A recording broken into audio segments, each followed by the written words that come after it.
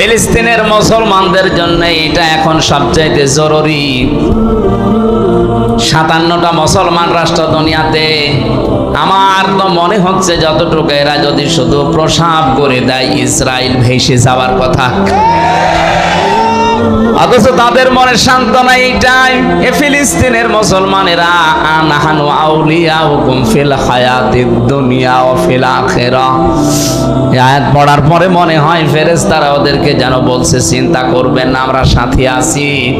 শুধু এতটুকুই না, জান্নাতে যাওয়া পর্যন্ত তোমাদের সাথে বন্ধু হয়ে থাকবো।